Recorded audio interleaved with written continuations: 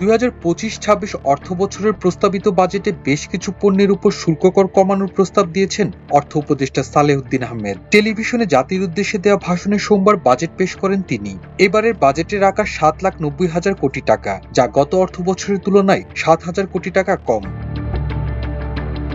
প্রস্তাবিত বাজেটে চিনি, সয়াবিন তেলের দাম কমানোর প্রস্তাব করা হয়েছে। এছাড়া স্যানিটারি ন্যাপকিন, প্যাকেটজাত তরল দুধ ও বল পয়েন্ট কলমে স্থানীয় ব্যবসায়ী পর্যায়ে ভ্যাট অব্যাহতির প্রস্তাব করা হয়েছে।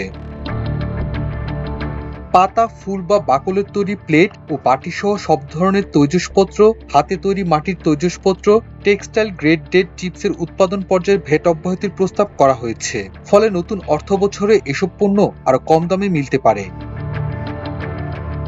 ক্যান্সার প্রতিরোধক ওষুধ সহ সব ধরনের ওষুধ শিল্পের কাঁচামাল আমদানি ও অ্যাক্টিভ ফার্মাসিউটিক্যাল ইনগ্রিডিয়েন্টস তৈরির কাঁচামাল আমদানিতে শুল্ক কর অব্যাহতির সুবিধা বাড়ানোর প্রস্তাব করা হয়েছে। ১ লাখ টাকার পরিবর্তে ৩ লাখ টাকা পর্যন্ত ব্যাংকে স্থিতির উপর আবগারি শুল্ক অব্যাহতির প্রস্তাব দিয়েছেন অর্থ উপদেষ্টা। এতে ব্যাংকে টাকা জমা রাখার ক্ষেত্রে কমতে পারে খরচ। বাজেটে তরলকৃত প্রাকৃতিক গ্যাস এলএনজির আমদানি পর্যায়ে ভ্যাট অব্যাহতির প্রস্তাব করা হয়েছে। এতে দাম কমতে পারে জ্বালানি পণ্যটির। পেট্রোলিয়ামজাত পণ্যের দাম স্থিতিশীল রাখতে অপরিশোধিত এবং পরিশোধিত উভয় ধরনের পেট্রোলিয়াম আমদানিতে শুল্ক কর হার কমানোর প্রস্তাব করা হয়েছে নতুন অর্থবছরে। এসব পণ্যের উপর থেকে ট্যারিফ মূল্য প্রত্যাহারের প্রস্তাবও করা হয়েছে।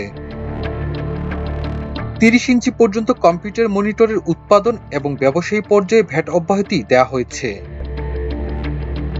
বিদেশি পোশাকের উপর সম্পূরক শুল্ক কিছুটা কমানো হয়েছে। কমেছে বিদেশি জুতা ও স্যান্ডেল আমদানিতে সম্পূরক শুল্ক।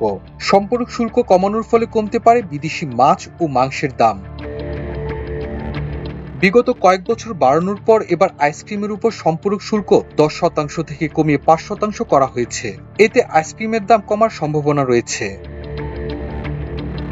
দেশের ৫৪তম বাজেট এটি। ডক্টর ইউনূস নেতৃত্বাধীন অন্তর্বর্তী সরকারের প্রথম বাজেট। প্রতি বছর জাতীয় সংসদে বাজেট পেশ করা হলেও এবার সংসদ না থাকায় তা ঘোষণা করা হচ্ছে বেতার টেলিভিশনের মাধ্যমে।